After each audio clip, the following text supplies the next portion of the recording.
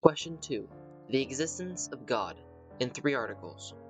Because the chief aim of sacred doctrine is to teach the knowledge of God, not only as He as is in Himself, but also as He is in the beginning of things and in their last end, and especially of rational creatures, as is clear from what has been already said. Therefore, in our endeavor to expose this science, we shall treat 1. Of God, 2. Of the rational creature's advance towards God, 3. Of Christ, who as man is our way to God. In treating of God there will be a threefold division, for we shall consider 1. Whatever concerns the divine essence, 2. Whatever concerns the distinctions of person, 3. Whatever concerns the procession of creatures from him. Concerning the divine essence, we must consider 1. Whether God exists, 2. The manner of his existence, or rather, what is not the manner of his existence, 3. Whatever concerns his operations, namely his knowledge, will, power. Concerning the first, there are 3 points of inquiry. 1. Whether the proposition God exists is self-evident. 2. Whether it is demonstrable. And 3. Whether God exists. First article. Whether the existence of God is self-evident. Objection 1. It seems that the existence of God is self-evident. Now those things are said to be self-evident to us, the knowledge of which is naturally implanted in us, as we can see in regard to first principles. But as Damascene said, De Fide Orth 1:113, the knowledge of God is naturally implanted in all. Therefore the existence of God is self-evident. Objection 2. Further, those things are said to be self-evident which are known as soon as the terms are known, which the philosopher 1 Poster 3 says is true to the first principles of demonstration. Thus, when the nature of a whole and of a part is known, it is at once recognized that the whole part is greater than its part, and the whole is greater than its parts. But as soon as the significance of the word God is understood, it is at least seen that God exists. For by this word is signified that thing than which nothing greater can be conceived, but that which exists actually and mentally is greater than that which exists only mentally. Therefore, since as soon as the word God is understood, it exists mentally, it also follows that it exists actually. Therefore, the proposition God exists is self-evident. Objection 3.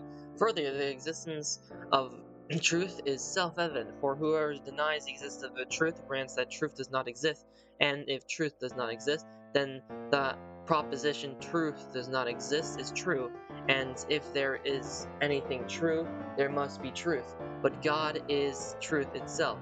I am the way, the truth, and the life. John 14:6. Therefore, God exists is self-evident. On the contrary, no one can mentally admit the opposite of what is self-evident, as the philosopher Metapha 4 Lect 6 states concerning the first principles of demonstration, but the opposite of the proposition God is can be mentally admitted. The fool said in his heart there is no God. PS 52:1.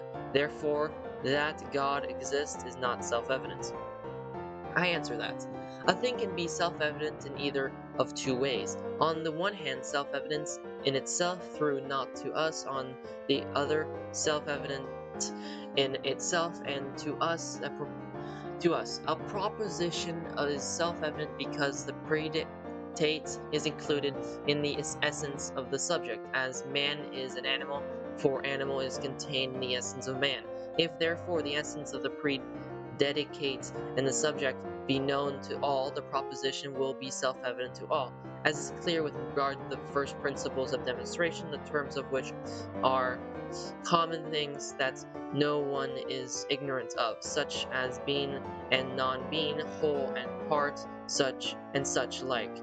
If, however, there are some to whom the essence of the predicate and subject is unknown, the proposition will be self-evident in itself, but not to those who do not know the meaning of the predicate and subject of the proposition. Therefore it happens, as Boethius says, held them, the title of which is Whether All That Is Good, that there are some mental concepts self-evident only to the learned, as that incorporeal substance are not in space. Therefore I say that this proposition, God exists, of itself is self-evident.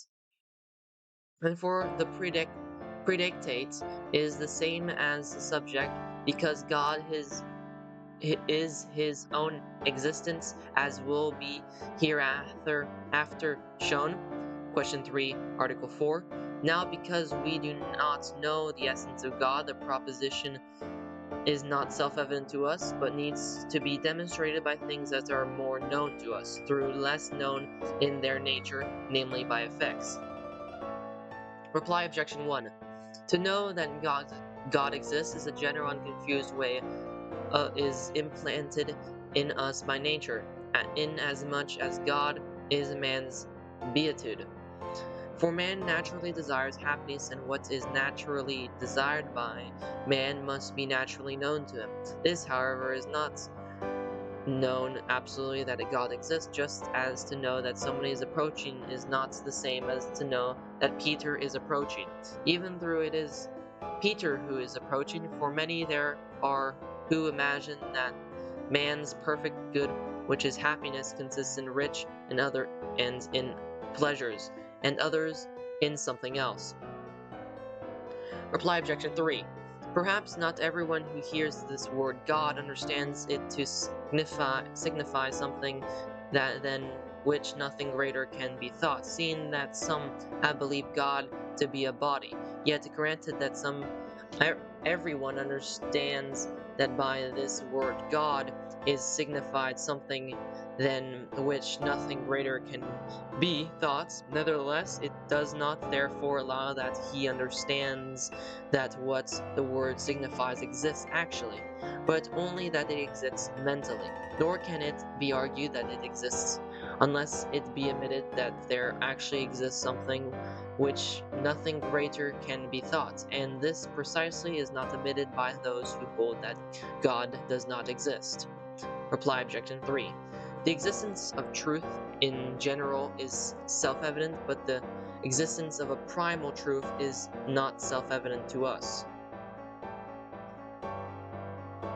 Second article. Whether it can be demonstrated that God exists. Objection 1. It seems that the existence of God cannot be demonstrated, for it is an article of faith that God exists.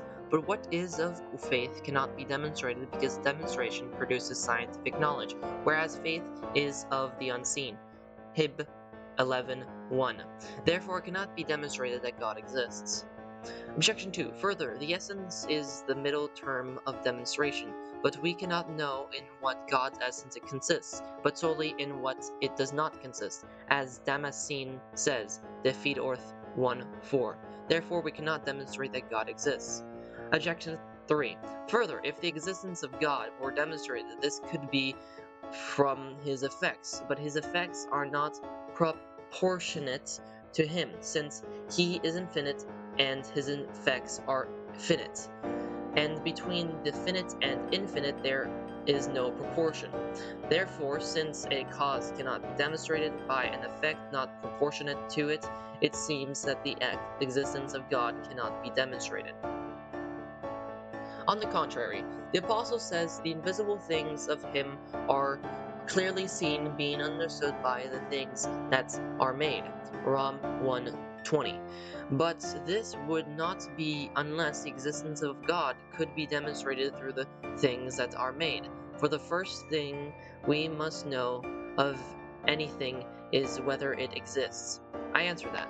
Demonstration can be made in two ways. One is through the cause, and is called a priori, and this is to argue from what is prior absolutely. The other is through the effect, and is called a demonstration, a posteriori. This is to argue from what is prior relatively only to us. When an effect is better known to us than its cause. From the effect we produce the knowledge of the cause, and from every effect the existence of its proper cause can be demonstrated so long as its effects are better known to us. Because since every effect depends upon its cause, if the effect exists, the cause must pre-exist. Hence, the existence of God, in so far as it is not self-evident to us, can be demonstrated from those of his effects which are known to us. Reply objection 1. The existence of God and other like truths about God which can be known by natural reason are not articles of faith, but preambles to the articles. For faith presupposes natural knowledge, even as grace presupposes nature, and perfection presupposes something that can be perfected. Nevertheless, there is nothing to prevent a man who cannot grasp a proof accepting as a matter of faith, something which in itself is capable of being scientifically known and demonstrated. Reply objection 2. When the existence of a cause is demonstrated from an effect, this effect takes the place of the definition of the cause in proof of the cause's existence. This is especially in the case in regard to God, because in order to prove the existence of anything, it is necessary to accept as a middle term the meaning of the word, and not its essence, for the question of its essence follows on the question of its existence. Now, the names given to God are derived from his effects. Consequently, in demonstrating the existence of God from his effects, we may take for the middle term the meaning of the word God. Reply objection 3. From effects not proportionate to the cause, no not perfect knowledge of that cause can be obtained. Yet from every effect, the existence of the cause can be clearly demonstrated. And so we can demonstrate the existence of God from his effects. From them we cannot perfectly know God as he is in his essence. Third article. Whether God exists.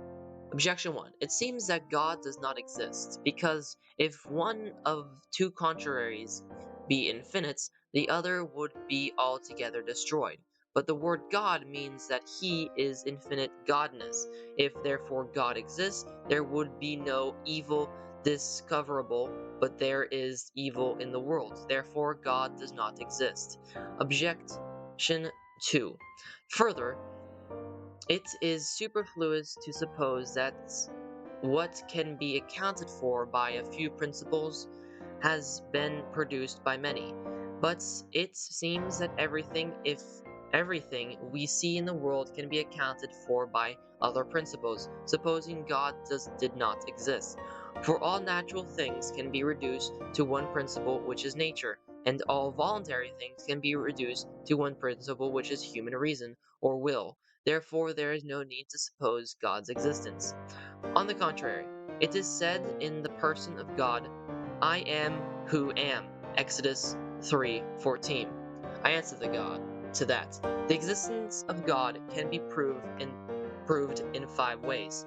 The first and more manifest way is the argument from motion. It is certain and evident to our senses that in the world some things are in motion. Now, whatever is in motion is put in motion by another, for nothing can be in motion except it is in potentially to that towards which it is in motion, whereas as a thing moves in as much as it is in act.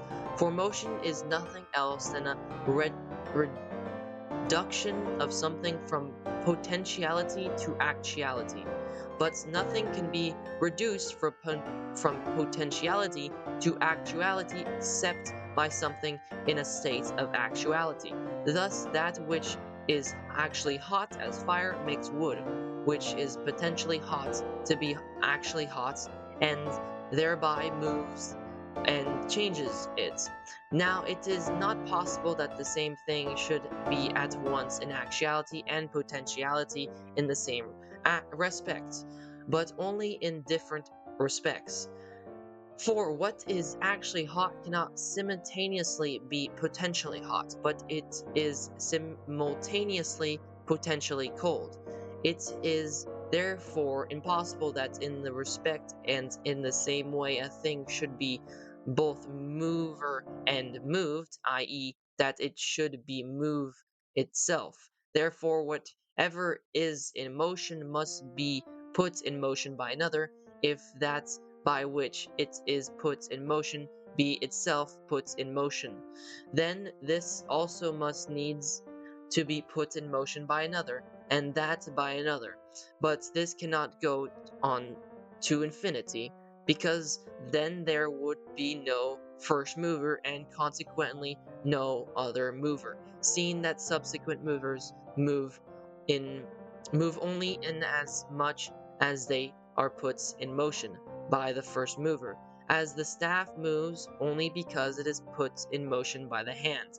Therefore it is necessary to arrive at the first mover put in motion by no other, and this everyone understands to be God.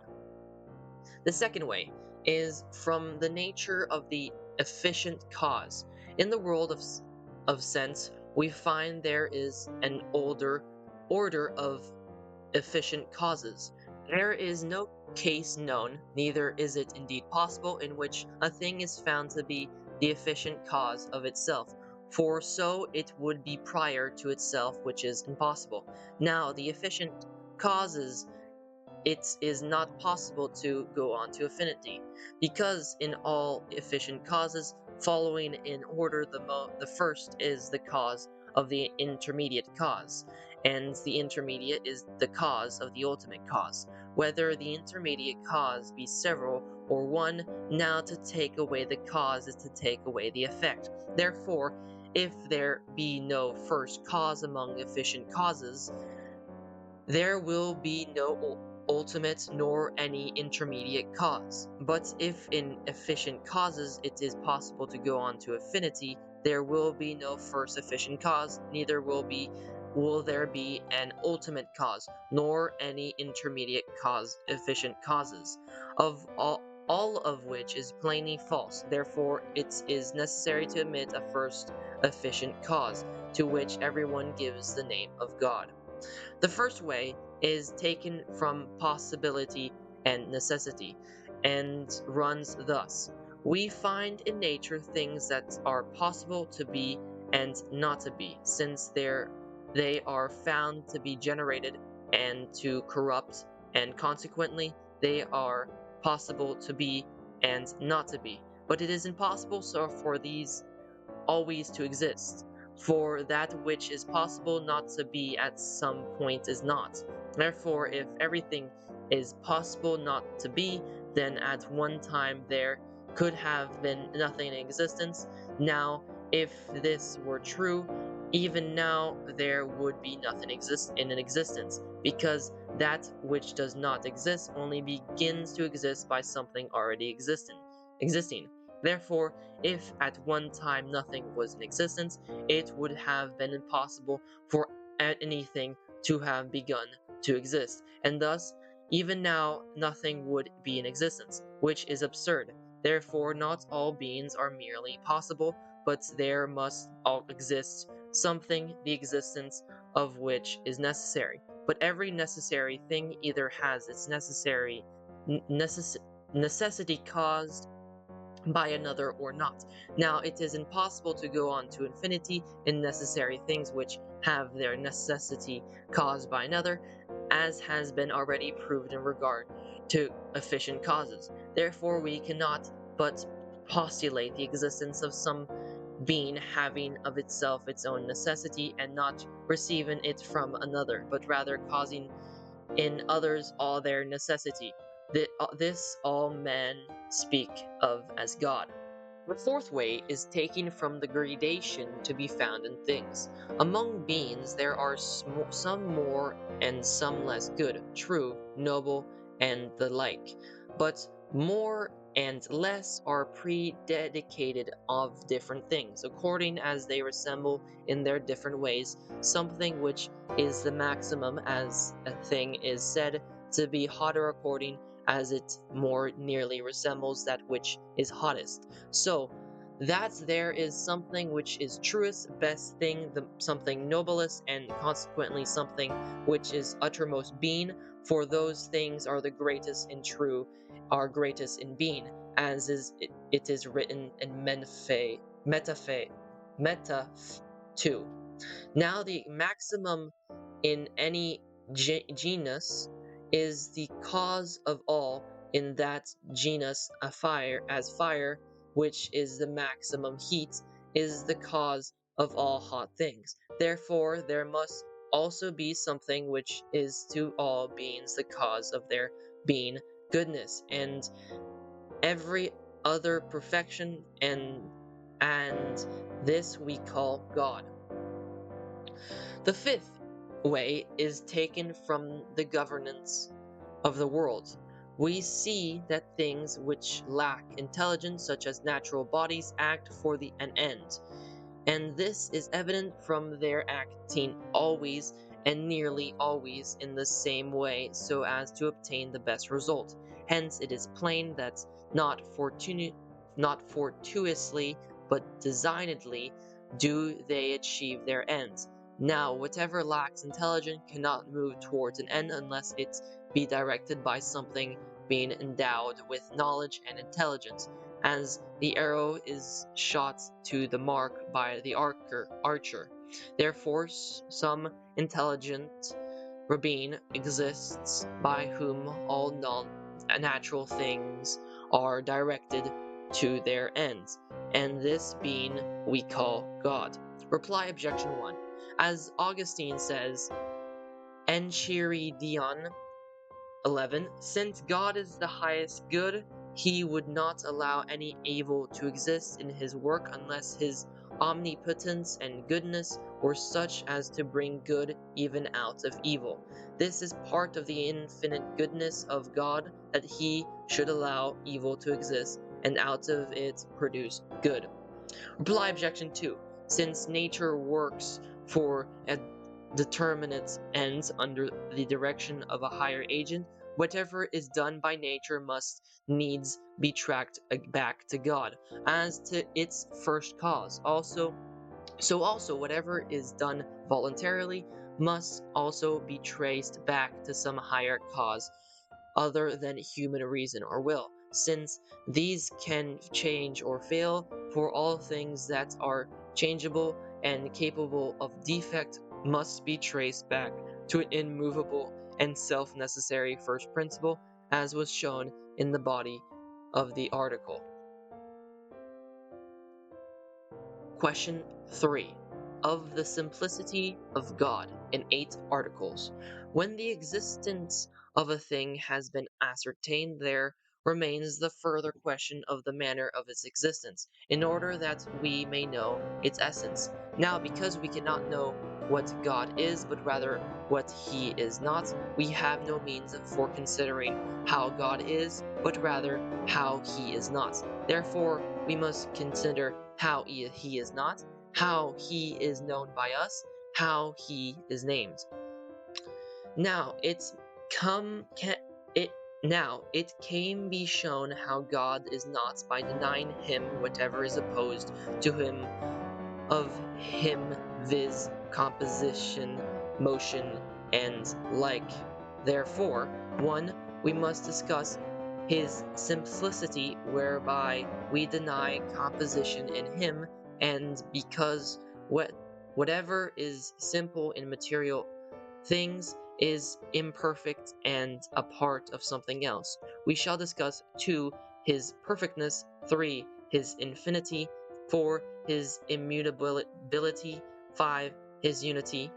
Concerning his simplicity, there are 8 points of inquiry. 1. Whether God is a body. 2. Whether he is composed of matter and form. 3. Whether in him there is composition of quiddity, essence or nature and subject. 4. Whether he is composed of essence and existence. 5. Whether he is composed of genus and difference. 6. Whether he is composed of subject and accidents. 7. Whether he is in any way composite or wholly simple. 8. Whether he enters into composition with other things. First article.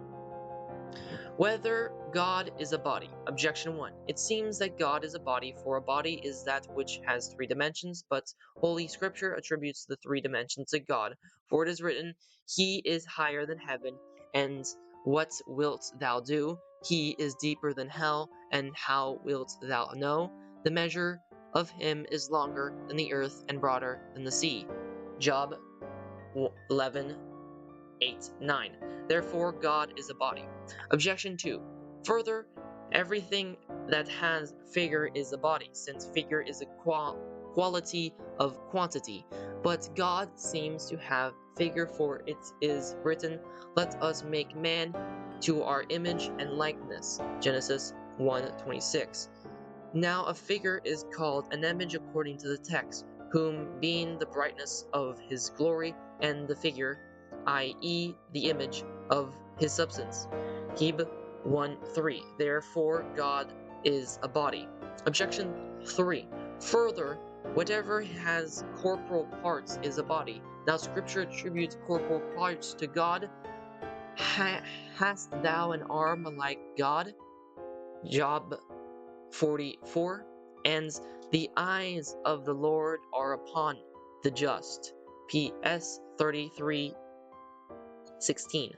And the right hand of the Lord hath wrought strength. PS 117:16. Therefore, God is a body. Objection 4. Further, posture belongs only to bodies, but something which supposes posture is said of God in the Scriptures.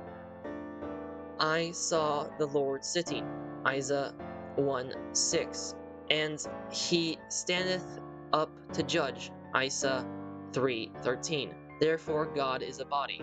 Objection 5. Further, only bodies or things corporal can be a local term, wherefore from or whereto, but in the Scriptures God is spoken of as a local term, whereto, according to the words, Come ye to him and be enlightened. PS 33:6. And as a term wherefrom, all they that part from thee shall be written in the earth. Jer 17:13. Therefore, God is a body. On the contrary, it is written in the Gospel of St. John, John 4:24, God is a spirit. I answer that it is absolutely true that God is not a body, and this can be shown in 3 ways. First, because no body is in motion unless it be put in motion, as is evident from induction. Now, it has been already proved, question 2, answer, Article A, that God is the first mover and is himself unmoved. Therefore, it is clear that God is not a body. Secondly, because the first being must of necessity be in fact and in no way in potentiality, and all through in any single thing that passes from potentiality to actuality, the potentiality is prior in time to the actuality.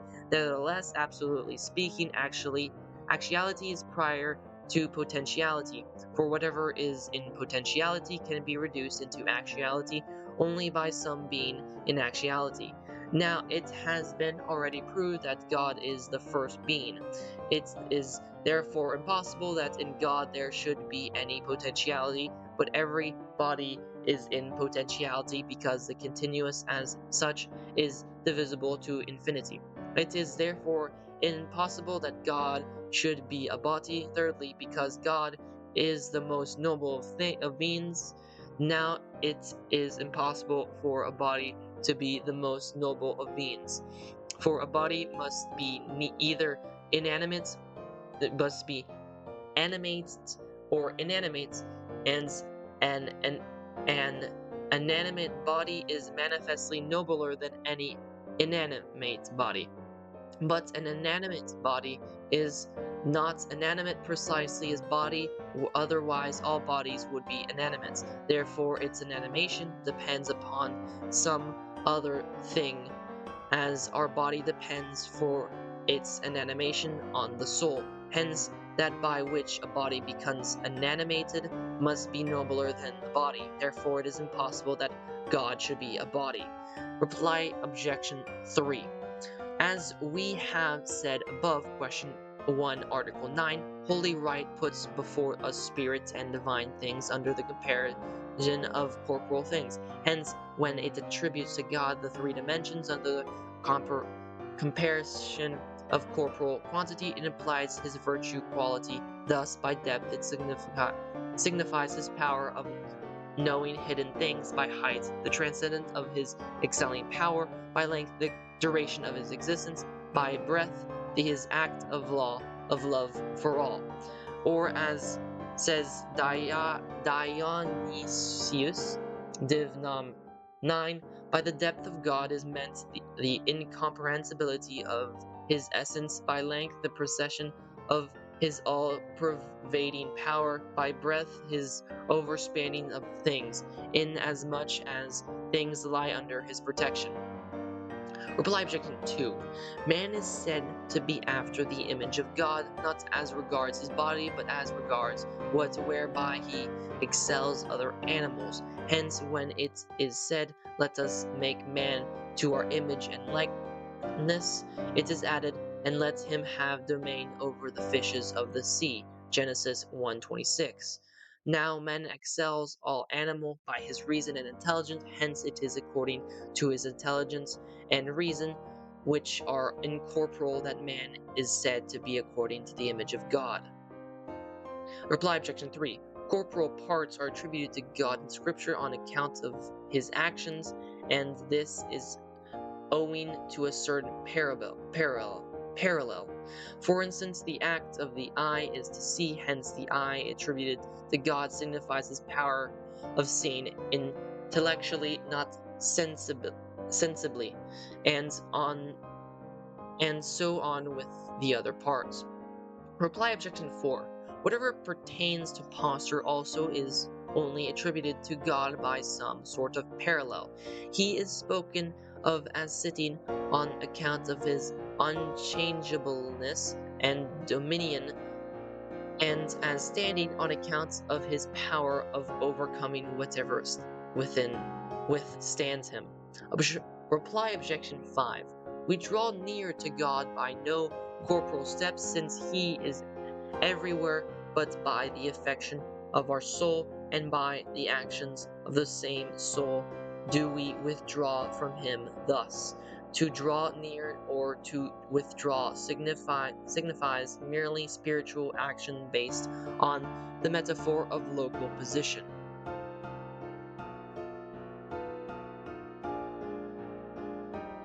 Second article. Whether God is composed of matter and form. Objection 1. It seems that God is composed of matter and form.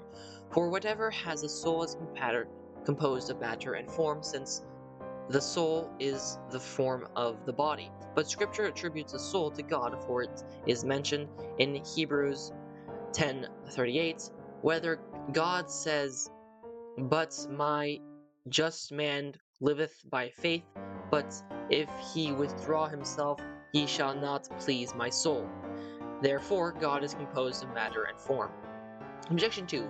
Further, anger, joy, and the like are passions of the composites, but these are attributed to God in Scripture.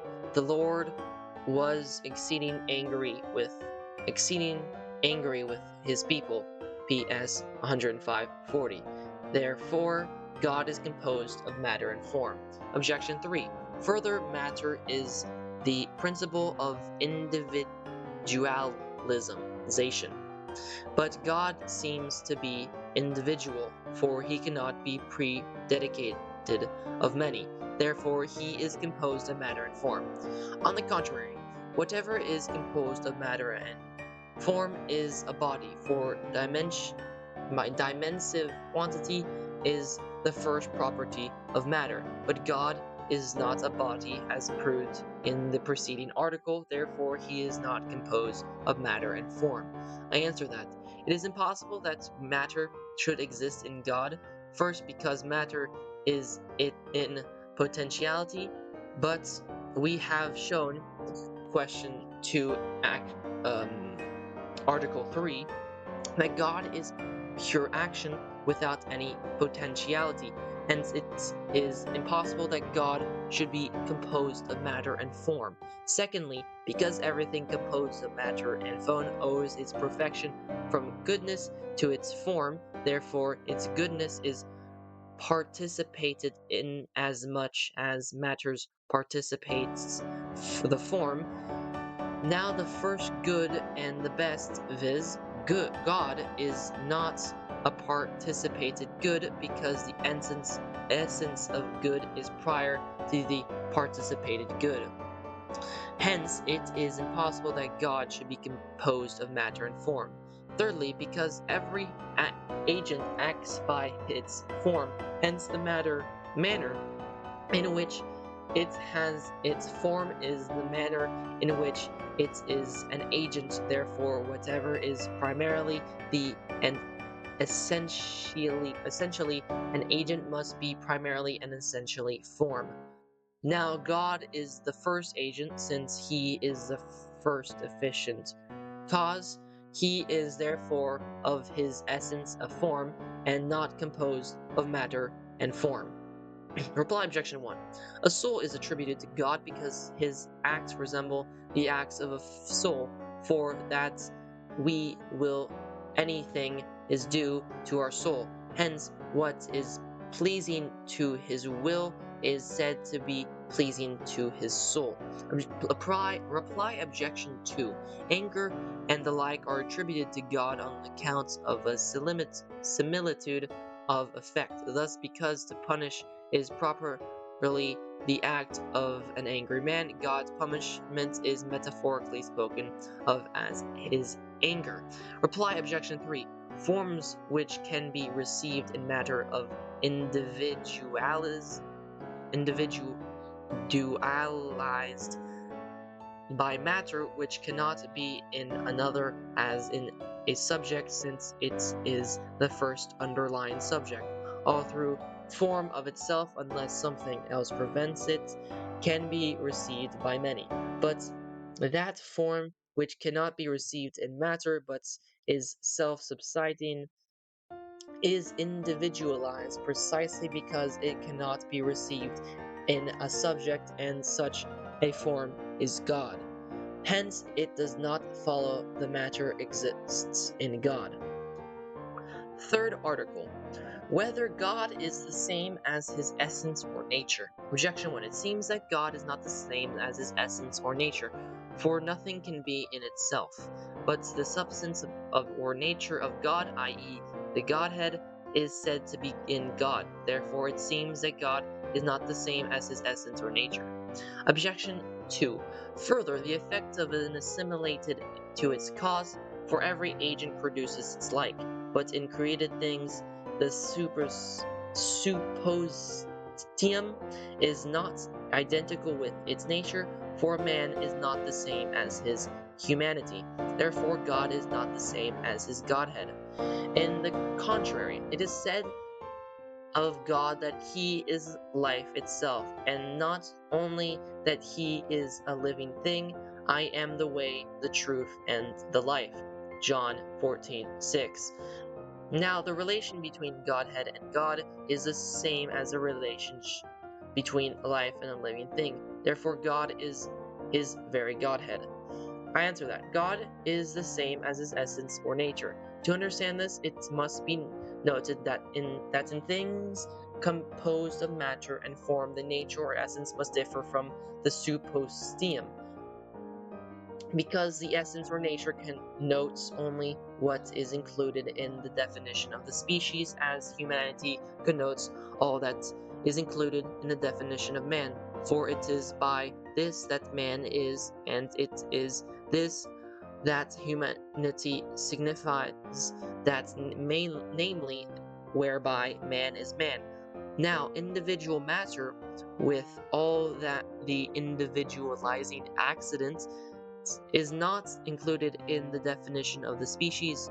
For this particular flesh, these bones, the blackness or whiteness, etc., are not included in the definition of a man, where therefore this flesh, these bones, and the accidental qualities distinguishing this particular matter are not included in humanity, and yet they are included in the thing which is man. Hence, the thing which is a man has something more in it than has humanity. Consequently, humanity and a man are not wholly identical, but humanity is taken to mean the formal part of a man, because the principles whereby as a thing is defined as regarded as the formal constituent in regard to the individualizing matter.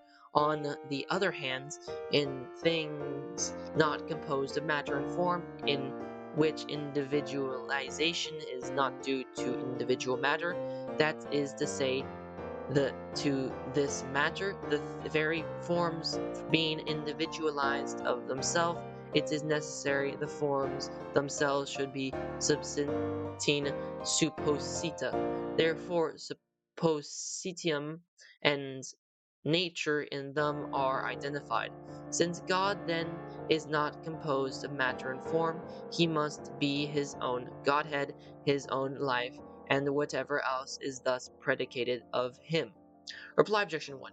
We can speak of simple things only as though they were like the composite things from which we derive our knowledge. Therefore, in speaking of God, we use concrete nouns to signify his substance, because with us only those things subsist which are composite, and we use abstract nouns to signify his simplicity. In saying, therefore, that Godhead or life or the like are in God, we indicate the composite way in which our intellect understands, but not that there is any composition in God. Reply objection 2. The effects of God do not imitate him perfectly, but only as far as they are able, and the imitation is here defective, precisely because what is simple and one cannot be represented by diverse diverse diverse things. Consequently, composition is accidental to them, and therefore in them suppostium is not the same as nature. Fourth article. Whether essence and existence are the same in God. Objection 1. It seems that essence and existence are not the same in God. For if it be so, then the divine being has nothing added to it. Now being to which no addition is made is universal being, which is predicated of all things. Therefore it follows that God is being in general, which can be predicated of everything, but this is false. For men gave the incommunicable name to stones and wood was 14:21. Therefore God's existence is not his essence. Objection 2. Further, we can know whether God exists, as said above, question 2, article 2, but we cannot know what he is. Therefore, God's existence is not the same as his essence, that is, as his quiddity or nature. On the contrary, Hilary says, Trin. 7. In God, existence is not an accidental quantity, but subsisting truth. Therefore, what subsists in God is his existence. I answer that. God is not only his own essence, as shown in the preceding article, but also his own existence. This may be shown in several ways. First, whatever a thing has beside its essence must be caused either by a constituent principles of that essence, like a property that necessarily accompanies the species, as the faculty of laughing is proper to a man and is caused by the consistent principles of the species, or by some exterior agent, as heat is caused in water by fire.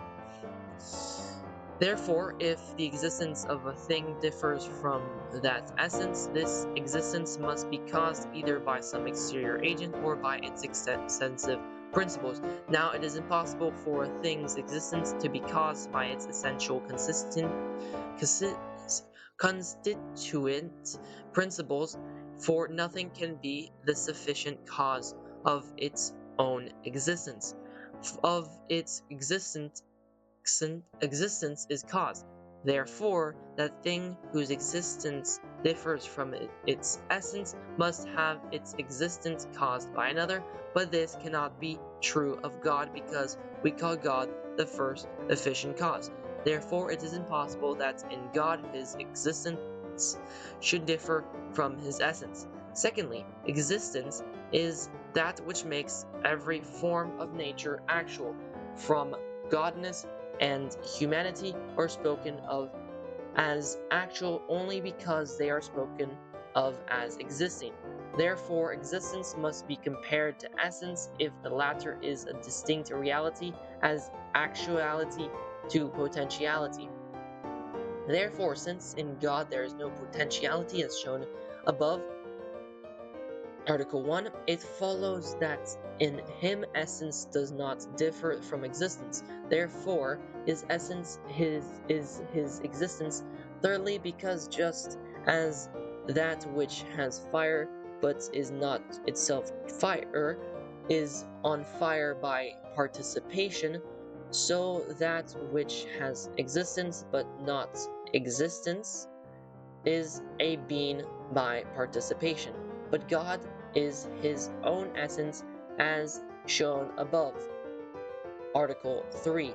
If therefore he is not his own existence, he will be not essential but participating being. He will not therefore be the first being, which is absurd.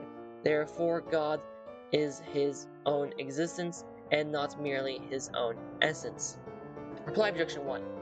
A thing that has nothing added to it can be of two kinds. Either its essence precludes any addition, thus, for example, it is of the essence of an irrational animal to be without reason, or we may understand a thing to have nothing added to it, inasmuch as its essence does not require that anything should be added to it.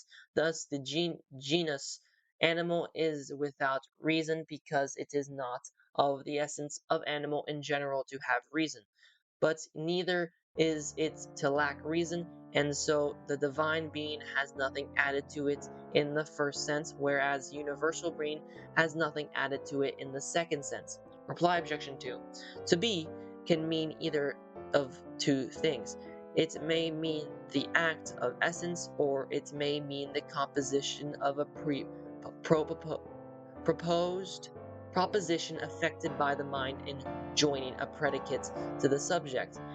Taking to be in the first sentence, we cannot understand God's existence nor mere his essence, but only in the second sense. We know that this proposition which we form about God when we say God is true, and this we know from his effects. Question 2, Article 2.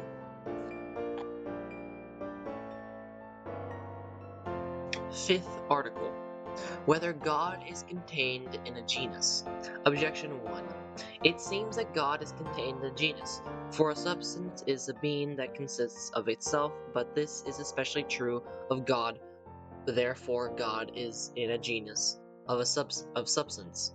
Objection 2. Further, nothing can be measured save by something of its own genus, as length is measured by length, and numbers by number. But God is the measure of all substances. As the commentator shows, Meta 10, therefore God is in the genus of substance. On the contrary, in the mind, genus is prior to what it contains, but nothing is prior to God either really or mentally. Therefore, God is not a genus. I answer that. A thing can be in a genus in two ways, either absolutely or properly, as a species contains under a genus, or as being reducible to it, as principles and privations. For example, a point and unity are reduced to the genus of quantity as its principles, while blindness and all other privations are reduced to the genus of habits. But in neither way is God in a genus. That he cannot be a species of any genus may be shown in three ways. First, because a species is constituted of genus and difference, now that from which the difference constituting the species is derived is always related to that from which the genus is derived, as actually is related to potentiality. From animal is derived from the substantive nature by concretion, as it were, for that is animal which has a sensitive nature. Rational being, on the other hand, is derived from intellectual nature, because that is rational, which has an intellectual nature, and intelligence is compared to sense as actuality is to potentiality. The same argument holds good in other things. Hence, since in God actuality is not added to potentiality, it is impossible that he should be in any genus as a species. Secondly, since the existence of God is his essence, if God were in any genus, he would be the genus being, because since genus is predicated as an essential, it refers to the essence of a thing. But the philosopher has shown, Metaph. 3, that being cannot be a genus, for every genus has differences distinct from its generic essence. Now, no difference can exist distinct from being, and for non-being cannot be a difference. It follows then that God is not in a genus. Thirdly, because all in one genus agree in the quiddity or essence of the genus, which is predicated for them as an essential, but they differ in their existence. For the existence of man and of horse is not the same as also of this man and that man. Thus, in every member of a genus, existence and quiddity, i.e. essence, must differ. But in God they do not differ, as shown in the preceding article. Therefore, it is plain that God is not in a genus as if he were a species. For this it is also plain that he has no genus nor difference, nor can there be any definition of him, nor save through his effects a demonstration of him. For a definition is from genus and difference, and the mean of a demonstration is a definition that God is not in a genus as reducible to it as its principle is clear from this, that a principle reducible to any genus does not extend beyond that genus, as a point is the principle of continuous quantity alone, and unity of discontinuous quantity. But God is the principle of all being, therefore he is not contained in any genus as its principle. Reply objection 1. The word substance signifies that not only what exists of itself, for existence cannot of itself be a genus, as shown in the body of the article, but it also signifies an essence that has the property of existing in this way, namely of existing of itself. This existence, however, is not its essence. Thus it is clear that God is not in the genus of substance. Reply objection 2. This objection turns upon proportionate measure which must be homogeneous with what is measured. Now, God is not a measure proportionate to anything, still he is called the measure of all things, since in the sense that everything has been only according as it resembles him. Sixth article. Whether in God there are any accidents. Objection 1. It seems that there are accidents in God, for substance cannot be an accident, as Aristotle says, Phys. 1. Therefore, that which is an accident in one cannot in another be a substance. Thus it is proved that heat cannot be the substantial form of fire, because it is an accident in other things, but wisdom, virtue, and the like, which are accidents in us, are attributed of God. Therefore, in God there are accidents. Objection 2. Further, in every genus there is a first principle, but there are many genera of accidents. If therefore the primal numbers of these genera are not in God, there will be many primal beings other than God, which is absurd. On the contrary, every accident is in a subject, but God cannot be a subject, for no simple form can be a subject by Boethius says doctrine. Therefore, in God there cannot be any accident. I answer that. For from all we have said, it is clear there can be no accident in God. First, because a subject is compared to its accident as potentiality to actuality, for a subject is in some sense made actual by its accidents, but there can be no potentiality in God as was shown, question 2 and article 3.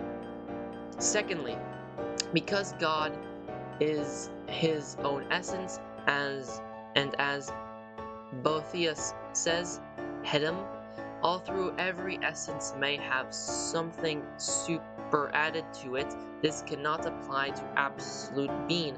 Thus, a heated substance can have something extraneous to heat added to it, as whiteness. Nevertheless, absolute heat can have nothing else than heat. Thirdly, because that is essential is prior to what is accidental. Hence, whence, as God is absolute, primal being, there can be in him nothing accidental, neither can he have any essential accidents, as the capacity of laughing is an essential accident of man, because such accidents are caused by the constitute principles of the subject. Now, there can be nothing caused in God, since he is the first cause, hence it follows that there is no accident in God. Reply objection 1. Virtue and wisdom are not prededicated of God and of us univocally. Hence, it does not follow that there are accidents in God as there are in us. Reply objection 2. Since substance is prior to its accidents, the principles of accidents are reducible to the principles of substance as to that which is prior. Although God is not first as if contained in a genus of a substance, yet he is first in respect of it to all being outside of every genus.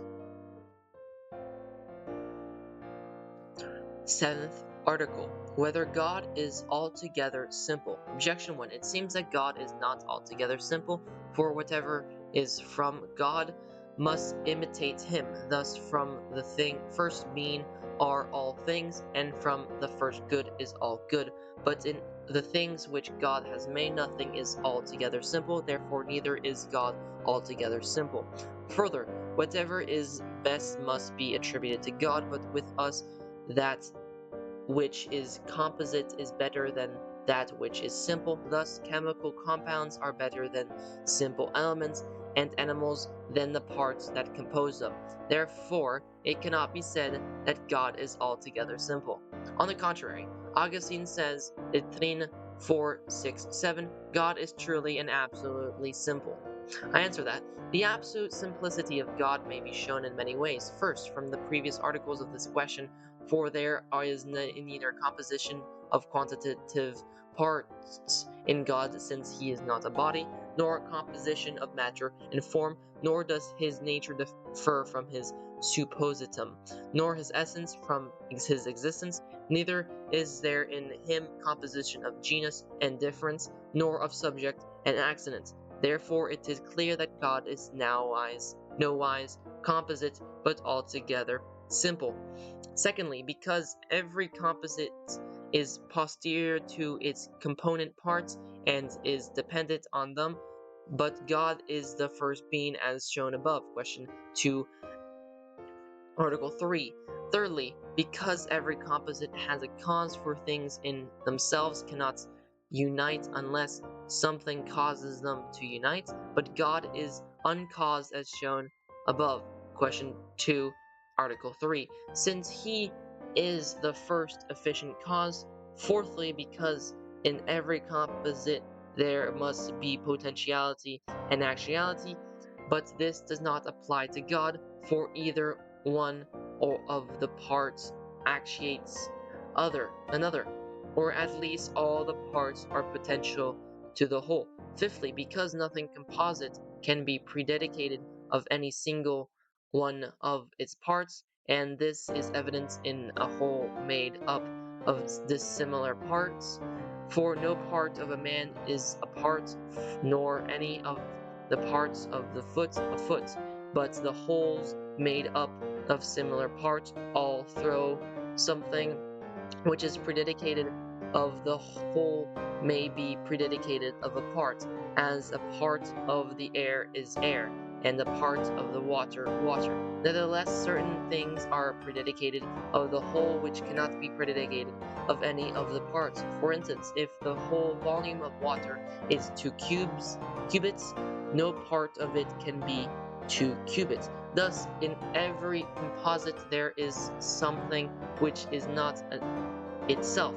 But even if this could be said of whatever has a form, viz., that is, has something which is not itself, as in a white object there is something which does not belong to the essence of white, nevertheless in the form itself there is nothing beside itself.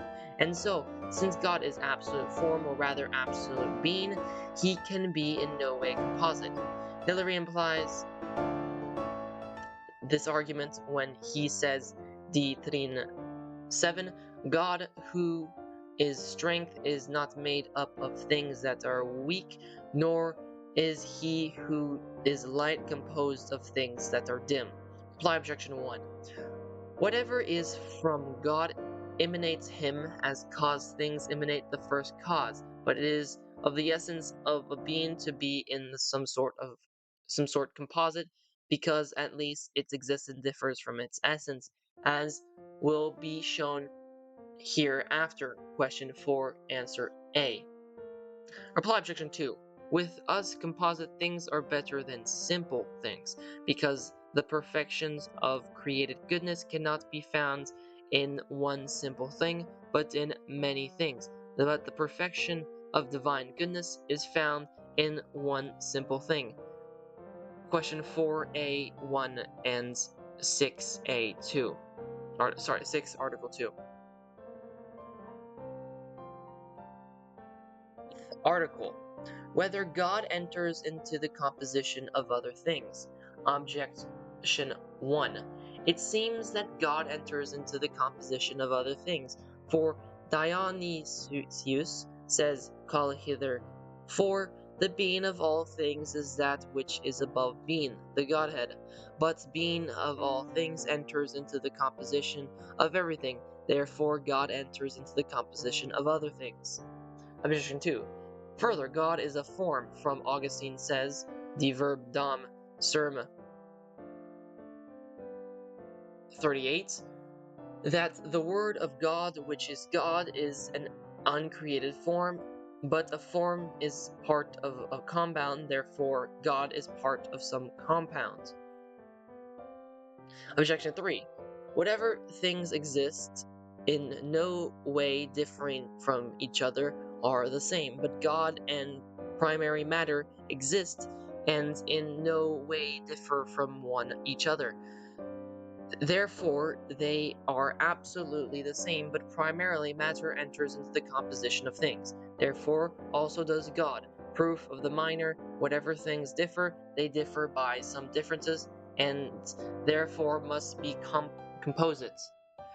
But God and primary matter are altogether simple, therefore they nowise differ from each other.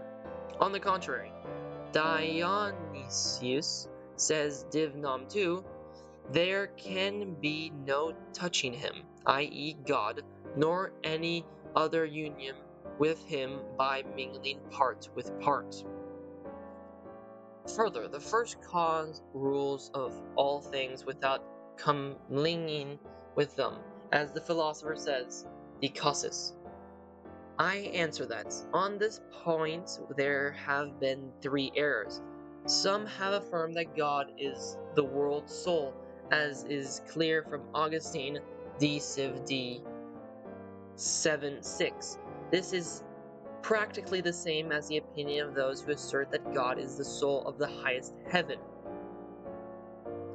Again, others have said that God is the formal principle of all things, and this was the theory of the Almaricians. The third error is that of David of Dinant, who most absurdly taught that God was primary matter. Now, all these contain manifest truths, since it is not possible for God to enter into composition of anything, either as a formal or a material principle. First, because God is the first efficient cause.